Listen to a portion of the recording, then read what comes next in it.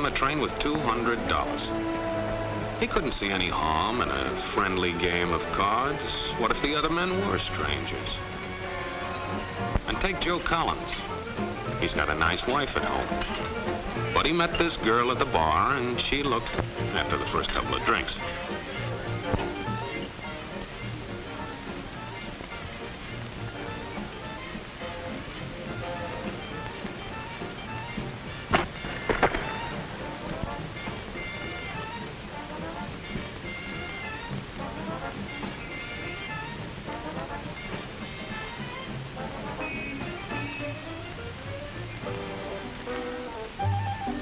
There's a good old-fashioned word for people like us. We call them suckers. And there are other people. People who stay up nights figuring out how to take away what they've got. There are all kinds of games. Mike here, for instance. He's got everything in me. He's young, he's healthy, got a job. And he's got plenty of food. Big factories to make things a man can use. Big cities to do the business of a big company. And people. Lots of people. Enough to work the farm and build the factories, dig the mines, run the business. All kinds of people. People from different countries with different religions, different colored skins. Free people. They can live together and work together and build America together because they're free. Free to vote, to say what they please, go to their own churches, to pick their own jobs. Yeah, Mike's got something, all right. He's got America. But there are guys who stay up nights figuring out how to take that away from him. I happen to know the facts. Now, friends, I'm just an average American. But I'm an American. And some of the things I see in this country of ours make my blood boil. I see people with foreign money. I see Negroes holding jobs that belong to me and you. Now, I ask you, if we allow this thing to go on, what's going to become of us real Americans? I've heard this kind of talk before, but I never expected to hear it in America. This fellow seems to know what he's talking about. What are we real Americans going to do about it? You'll find it right here in this little pamphlet. The truth about Negroes and foreigners. The truth about the Catholic Church. Do you believe in that kind of talk? That all makes pretty good sense to me. And I tell you, friends, we'll never be able to call this country our own until it's a country without. Without what? Yeah, without what? Without Negroes. Without alien foreigners. Without Catholics. Without Freemasons. You know these people. What's wrong with the Masons? I'm a Mason. Hey, that fellow's talking about me. And that makes a difference, doesn't it? These are your enemies. These are the people who are trying to take over our country. Now you know them. You know what they stand for. And it's up to you and me to fight them. Fight them and destroy them before they destroy us. Thank you.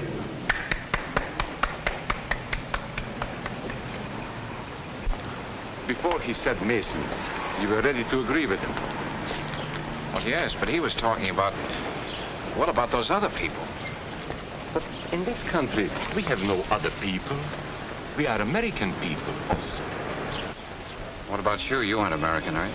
I was born in Hungary, but now I am an American citizen. And I have seen what this kind of talk can do. I saw it in Berlin. What were you doing there? I was a professor at the university. I heard the same words we have heard today. But I was a fool then. I thought Nazis were crazy people, stupid fanatics. But unfortunately, it was not so. You see, they knew that they were not strong enough to conquer a unified country. So they split Germany into small groups. They used prejudice as a practical weapon to cripple the nation. Of course, that was not easy to do. They had to work hard to do it.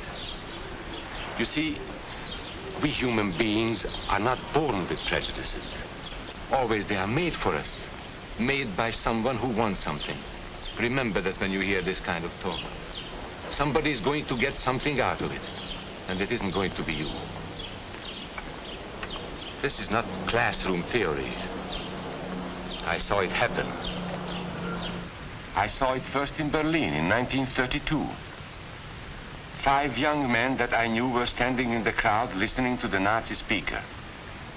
Eric was a Catholic. Anton, a student of mine, was a Jew. Heinrich owned a small hardware store. Karl was a farmer.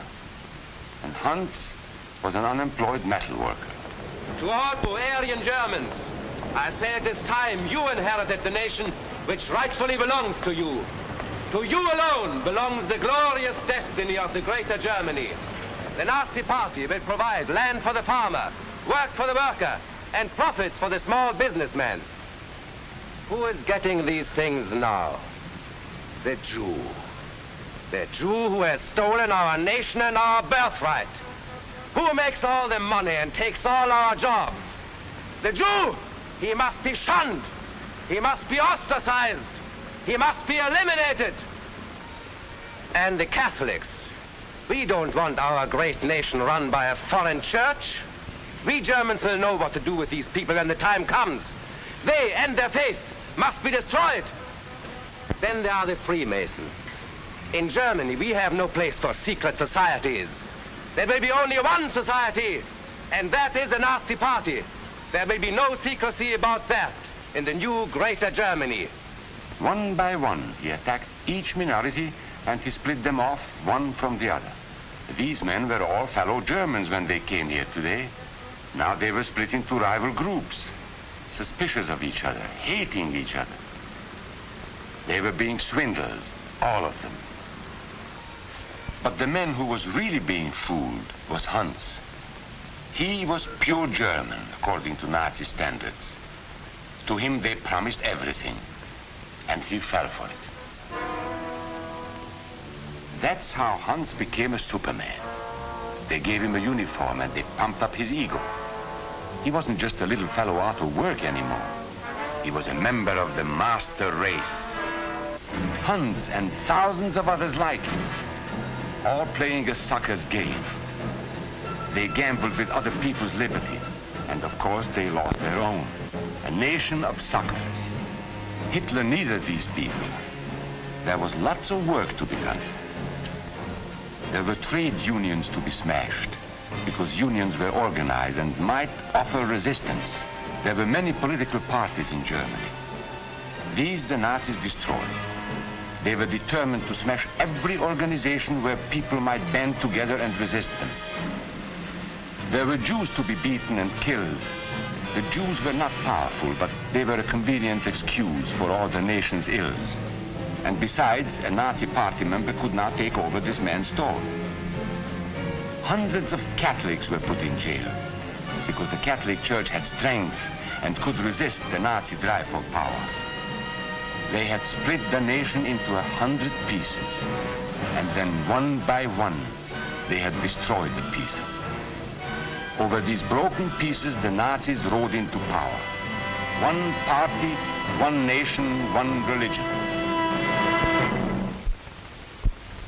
These men had won their struggle for power. They now ruled all of Germany. But still they had trouble with their oldest and most persistent enemy, the truth. They found that truth does not die easily, and so they decided to abolish truth. One great source of truth is literature, so they burned books, 20 million of them. Many great men in Germany who were spokesmen for truth were jailed or driven from their country.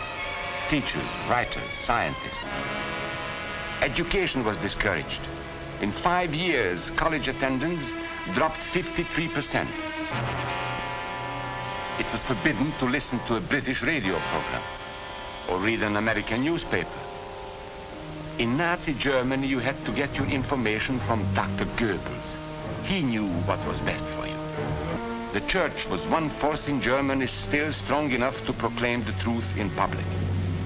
This Catholic priest was arrested the following day on charges of immorality. The Protestant church also continued to try and fight for truth. The Nazis put this man in a concentration camp. There were others who spoke for truth, and I am proud to say that educators were among them. And what, may I ask, is an Aryan? I don't know myself.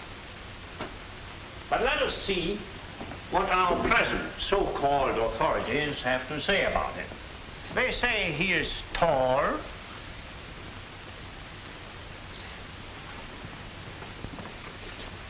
slender,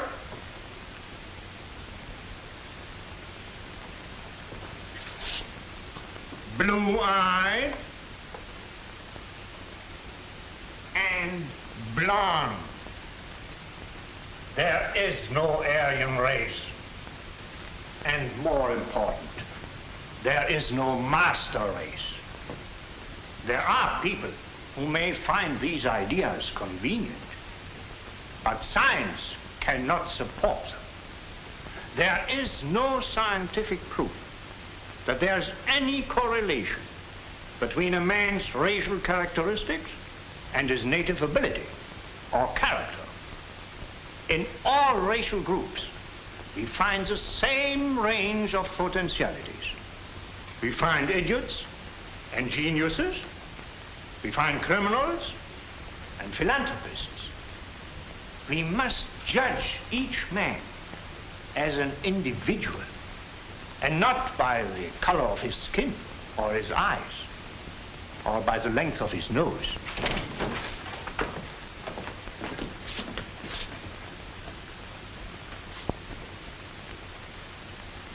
Come in, gentlemen.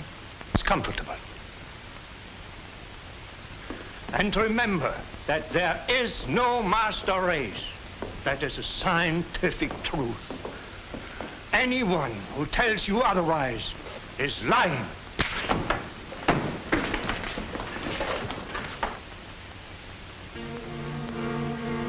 And so for all practical purposes, truth had been abolished in Germany. A lot of my German friends wondered what had hit them. How did it happen? Where did it start? It started right here. And this was where it could have been stopped. If those people had stood together, if they had protected each other, they could have resisted the Nazi threat.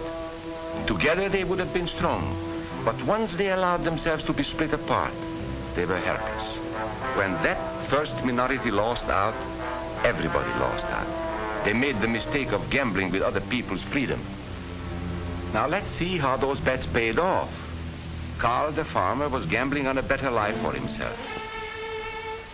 What he got was extra hours of back-breaking work, as much as 100 hours a week. He was forced to stay on his land and produce what he was told to produce, because now Hitler was preparing for war. For Heinrich, who owned a hardware store, the bet didn't pay off either. 104,000 small businesses were closed in 2 years. And for Hans, conditions hadn't improved any. He had a job now in a munitions factory, but he worked long hours for little pay. The working conditions grew increasingly bad. And even though he didn't like the job, he wasn't permitted to leave it. And when Hitler decided the time was right, Germany went to war. Not by declaring war, but by a carefully prepared sneak attack. Once again, Hitler needed Hans to do his dirty work. Hans was an expert at brutality this time, and Hitler had decided to use Hans and his brutality against other peoples, the Czechs, the Poles, the French, the Russians. But in the crucial test of war, Hitler's race theories didn't pay off. His pure-blooded supermen were defeated by the mongrel armies he despised. By the British of El Alamein.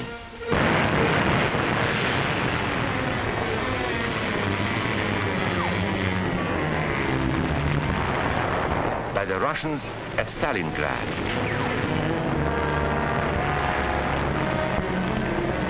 Then on D-Day by American soldiers of every color and religion, who smashed across the Normandy beaches and drove on through to the heart of Germany. For the misguided Germans who had swallowed the Nazi bait, the Nazi game did not pay off. The continent of Europe was strewn with millions of German bodies, pure Aryan bodies. Karl, the farmer, was left in the snow outside of Moscow. Heinrich stayed in Italy at Salerno. And Hans, who was going to rule the world, got only a little patch of Normandy that he could call his own. We must never let that happen to us or to our country.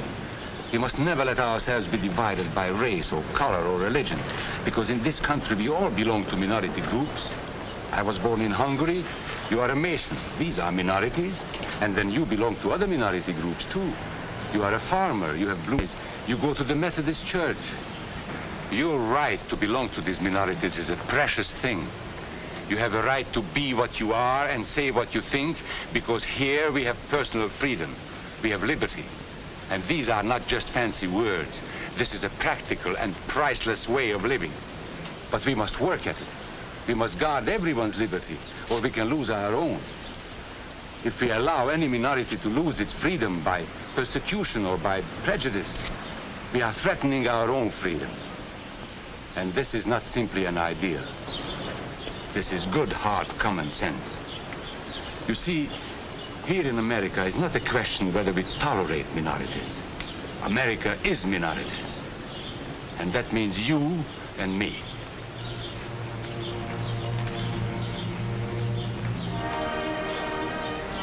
So let's not be suckers. We must not allow the freedom or dignity of any man to be threatened by any act or word. Let's be selfish about it. Let's forget about we and they. Let's think about us.